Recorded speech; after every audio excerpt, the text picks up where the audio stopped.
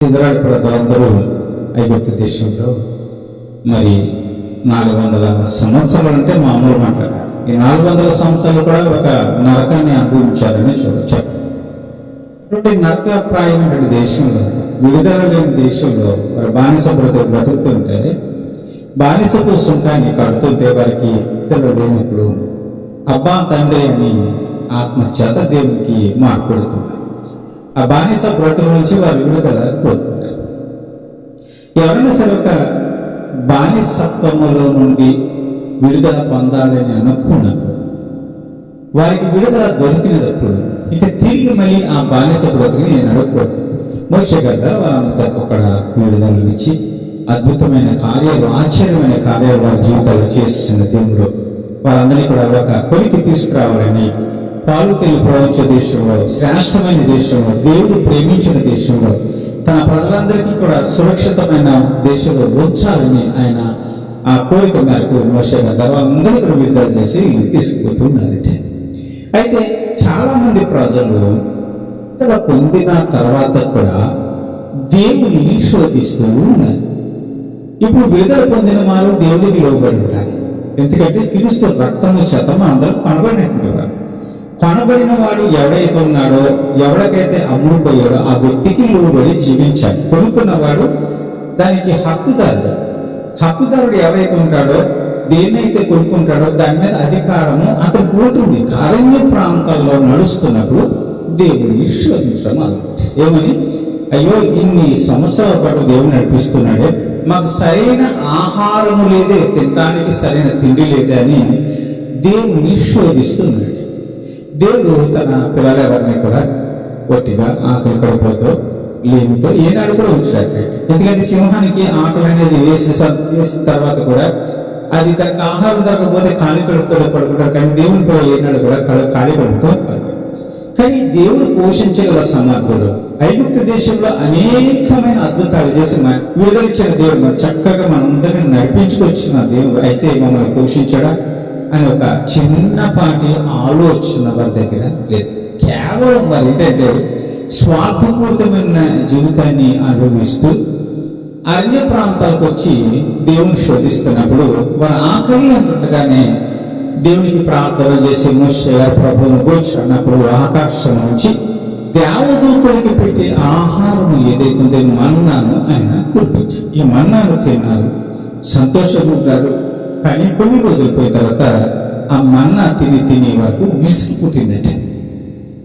అవును, పాపము అనేక రకాలుగా రోజుకు ఒక కొత్త పాపాన్ని అనుభవిస్తాం కాబట్టి కొత్తగా అనిపిస్తుంది.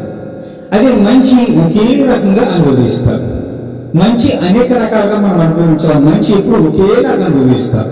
అది పెద్ద రుచించదు. కానీ పాపము కొత్త రకరకాలుగా దాన్ని అనుభవిస్తుంటాం. తాగుడు రూపంలో, వ్యభిచారం రూపంలోను, దొంగ రూపంలోను, అబద్ధాల రూపంలోను, బూతుల రూపంలోను, పోకిరి మాటల రూపంలోను, సరస్వతుల రూపంలోను అనేక రకరకాలుగా దాన్ని అనుభవిస్తూ ఉంటాం. పాపాన్ని చేస్తుంటాం కాబట్టి కొత్త రుచిని ఇస్తుంది.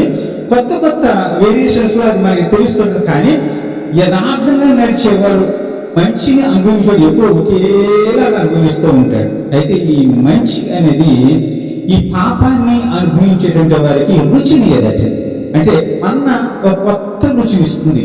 అది ఎప్పుడు ఒకే రుచి, కొత్త నూనె రుచిని ఇస్తూ ఉంటుంది. ఎప్పుడు ఇదే తినాలా అని అనుకుంటున్న సమయంలో మరి కొంతమంది అన్యజన సమూహము ఇజ్రాయెల్ ప్రజలందరూ అరణ్య ప్రాంతానికి వాతావరణంగా నడుచుకుంటూ వచ్చారు.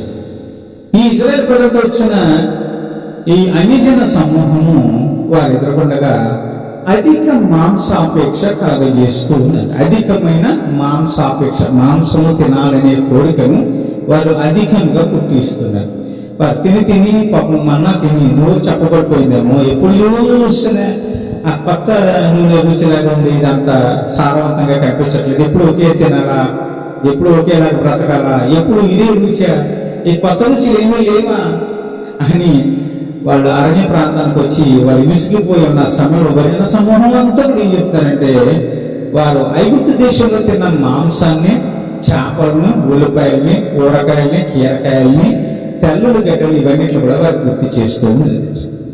మీకు ఏడు మొదలుపెట్టారు, అయ్యో ఐగుప్తు దేశంలో ఉన్నప్పుడు మంచి మాంసం తినేవారిని, ఐగుప్తు దేశంలో ఉన్నప్పుడు కీరకాయలు కూరకాయలు అలాగే మంచి మంచి తల్లులపాయలు తినేవాళ్ళమే, మంచి చేపలు తినేవారు, మాంసం తినేవారు. ఇక్కడ మాకు మాంసాన్ని ఎవరు పెడతారని వారు వెలుగెత్తి ఏడుస్తూ ఉన్నారట. అయితే ఇక్కడ మనం బాగా ఆలోచించాల్సింది ఏంటంటే, వీరు పాప సంబంధమైన దేశంలోంచి విడుదల పొందారు. విడుదల పొందిన ప్రతివాడు కూడా, ప్రభుత్వం నడిచేటటువంటి వాడు ప్రతివాడు కూడా ఇక పాపము చేయటానికి తెగపడకూడదు. ఇజ్రాయెల్ ప్రజలందరూ కూడా విడుదల పొందిన ఆ సమయాన్ని మర్చిపోయి ప్రభువును శోధిస్తూ, ఇప్పుడు మాకు మాంసాన్ని ఎవరు పెడతారే, అయ్యో మాకు మాంసం పెట్టేవాడు ఎంతకంటే మంచిది, ఐగుప్తు దేశంలో ఉంటే మాకు చేపలు మాంసము కూరకాయలు కీరకాయలు అన్ని తినేవారిని, అవన్నీ మాకు గుర్తుకు వస్తున్నాయని ఏడుస్తున్నాడు. ఎంత మహిమ చేసి ప్రభువు వారందరినీ కూడా ఐగుప్తు దేశం నుంచి బయటకు తీసుకొచ్చాడు. ఎంత నరకం నుంచి, ఎంత శ్రమ నుంచి వారందరినీ విడుదల చేసి బయటకు తీసుకొస్తే ఒక్క క్షణంలోనే దేవుడు చేసిన ఆ మహత్కరమైన కార్యాలని వారు గుర్తుకు తెచ్చుకోకుండా వాటిని వదిలిపెట్టి దేవుని మహిమను కనుగొనలేక వారు తిండి కోసం ఏడుస్తూ ఉన్నారట. దేవునికి ఇస్తారు అంటే తిండి కోసం వచ్చేటువంటి వాడు దేవుని పట్టించుకోడు. ఎప్పుడు చూసినా వాడు శరీర సంబంధమైన దాన్ని కోరుకుంటాడు, దేవుని మాటను లక్ష్యం. ఆదిలో ఆదాము భార్య అవ్వ తన జీవితంలో చేయకూడని పెద్ద తప్పు ఏంటంటే దేవుని మాట తృణీకరించు. చెప్పుడు నా దేవుడిని యెహోవా ఈ తోటలోని ఫలాలు తినొద్దనని తన భార్యతో చెప్తే అవ్వ ప్రతిరోజు ఆ పాపాన్ని చూసి కొత్తగా అందంగా అది చాలా విలువ కలిగినదిగా దాని రంగు రూపంలో చూసినప్పుడు అది మనసు దోచినప్పుడు నిలవలేక వెళ్ళి ఆ కొత్త రుచి ఏదో చూడాలని వెళ్ళి ఆ ఫలాన్ని తెచ్చుకుని తిని పాపాన్ని చేసిన తన భర్త చేత కూడా పాపాన్ని చేయించి మోషే పేర్చి, మోషే రేపు ఇదే సమయానికి పాలవీరులంతా కూడా నేను కూరని కురిపిస్తాను, వారి బాధ నేను విన్నాను, వారి భాష నేను విన్నాను, కాబట్టి వారు మాంసం తినడానికి సిద్ధపడమను. అంతేకాకుండా ఒక రోజు కాదు, 2 రోజులు కాదు, 5 రోజులు కాదు, 10 రోజులు కాదు, 20 రోజుల పాటు వారి మాంసాన్ని ప్రాణం విసుగుపుట్టేంత వరకు తింటూనే ఉంటారు అని చెప్పినప్పుడు ఆ మర్నాడు ఆ దేవుని సన్నిధానంలోంచి ఆ గుడారంలోంచి ఒక చిన్న పెనుగాలి లాంటిది బయలుదేరి వెళ్ళి ఆ సముద్రం మీద ఎగురుతున్న పక్షుల మీదకి వెళ్ళగానే అది భయంకరమైన గాలిగా సుడిగుండంగా మారి ఆ సుడిగుండంలో అనేకమైన పక్షుల్ని పూలని అన్నిటినీ తీసుకొచ్చి ఆ పాలిని వెలుపులంతా కూడా ఒక రోజు ప్రయాణం చేసినంత దూరం వాటన్నిటిలో ఇసుకు పడేసి ఆ పక్షులన్నీ కూడా ఎక్కడ వచ్చి పడ్డాయి, ఇజ్రాయెల్ మధ్య ఆ పాలి వెలుపులు వచ్చి పడ్డారు.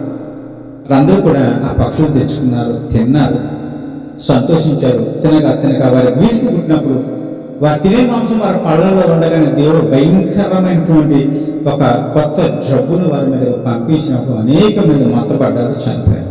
అంటే తినటం వల్ల త్రాగటం వల్ల వారు ఎక్కువగా దేవుడిని మర్చిపోతారు. అంటే తిండి మీద ఉన్నటువంటి వాడికి త్రాగుడు మీద ఉన్నటువంటి వాడికి దేవుని లేక కనిపిస్తుంది. ఎప్పుడు తినడానికి తాగడానికి చూస్తుంటాడు, దానికి ఇచ్చిన దేవుడికి ఇవ్వనేమి ఇవ్వడు.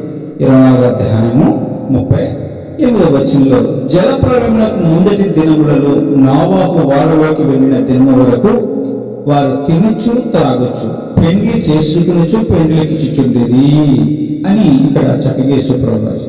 అంటే జలప్రళయం రాకముందు ఉన్న జనాంగం ఎవరంటే నోవహు కాలంలో ఉన్న జనాంగం. వీరంట వారి కాలంలో తినొచ్చు త్రాగొచ్చు.